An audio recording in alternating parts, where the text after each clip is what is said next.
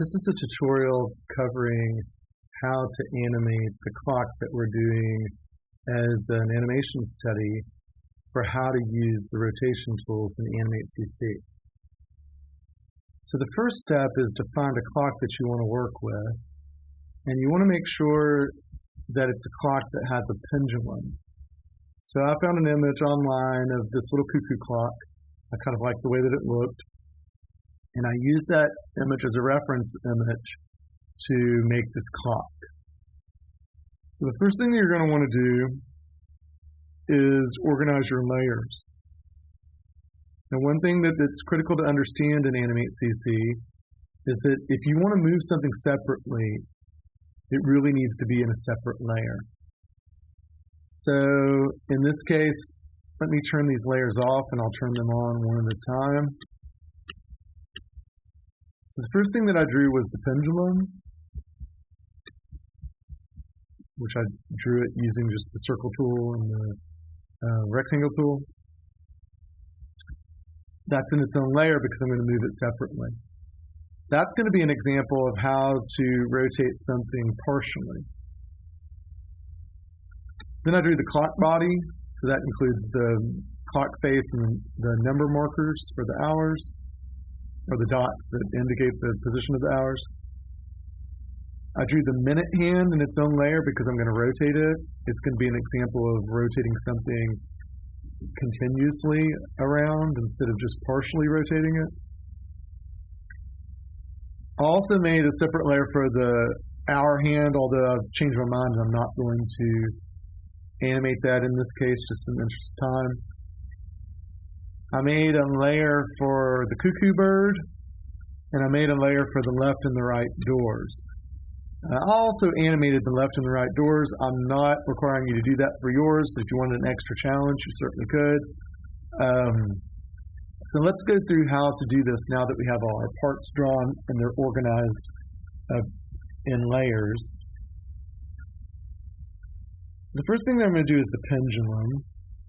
So this is a partial rotation, and basically we're going to rotate it to the right, we're going to rotate it back to this neutral position hanging down, we're going to rotate it to the left, and then we're going to rotate it back to the neutral position hanging down. I've already prepared the length of my layers to 60 frames.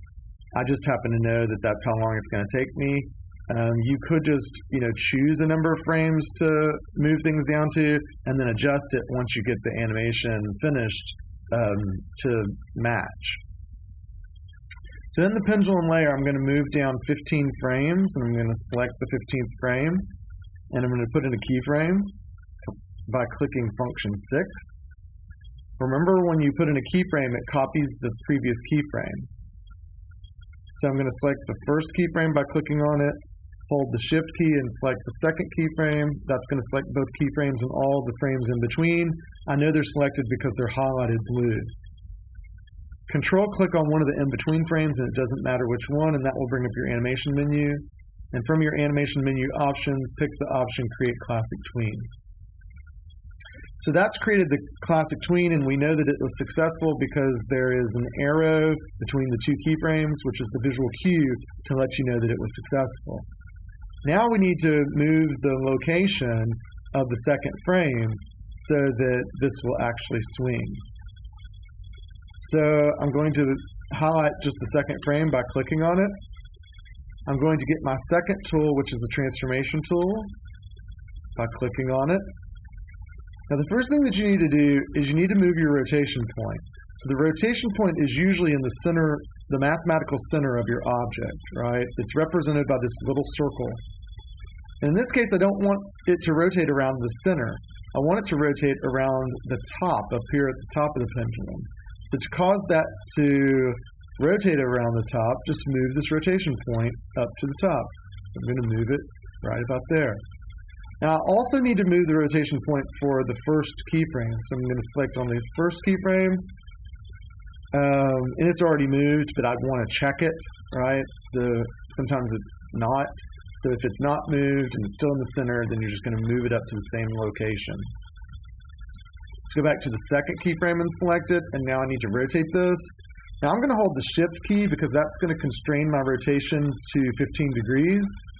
So with the transformation tool selected, and it still is, put your cursor in the bottom right-hand corner of the pendulum. Your cursor will turn into a circular arrow, which is the visual cue to let you know you're about to rotate. Hold the Shift key to constrain the rotation to 15 degrees and pull to the right. So we've accomplished the first part of the animation. If you scrub the playhead is that blue bar in your timeline, and you can click on it and pull back and forth. That action will let you preview the animation, and that is called scrubbing. So you can see that it moves from the first keyframe to the second keyframe up to the right. We need to move it back to its neutral position hanging down, so that's the next action. So I'm going to come down to the 30th frame and select it on the pendulum layer, put in a keyframe by clicking function 6. With that keyframe selected and my transformation tool still selected, move my cursor to the bottom left-hand corner of the pendulum until it turns into that curved arrow, which lets you know you're about to rotate. Hold the Shift key to constrain my rotation to 15 degrees and pull to the left until it's hanging down in the neutral position. So if we scrub the playhead, now I have the first action moving up to the right, and then the second action moving back, hanging down in a neutral position. Now I'm going to do the third action, which is going to rotate 15 degrees to the left. So I'm going to come down to the 45th frame, I'm going to select it, put in a keyframe by clicking function 6. I'm going to move my cursor to the bottom left-hand corner of the pendulum until it turns into the arrow that's curved, which is my indication that I'm about to rotate. Hold the Shift key to constrain that rotation to 15 degrees and then pull up to the left. And then finally, I want to move it back to its neutral position. So to do that, move down to the 60th frame and select it by clicking on it, put in a keyframe by hitting function 6, get your transformation tool, which it's still selected, so I don't need to reselect it. If I'd inadvertently, selected off of it, I could reselect it at this point by clicking the second tool. Put your cursor near the bottom right-hand corner of the pendulum until you get that circular arrow, which indicates you're about to rotate. Hold Shift to constrain the rotation to 15 degrees, and then pull to the right. So that's the entire motion of the pendulum swinging. So let's watch that in real time. If you go to your control menu and you go down to test scene, you can see that we have our pendulum swinging. Now we also have the cuckoo bird popping out of the door. I did that earlier. Okay, so that's the way that you would accomplish anything in Animate CC where you need a partial rotation to be animated. Let's now do the rotation of the clock hand.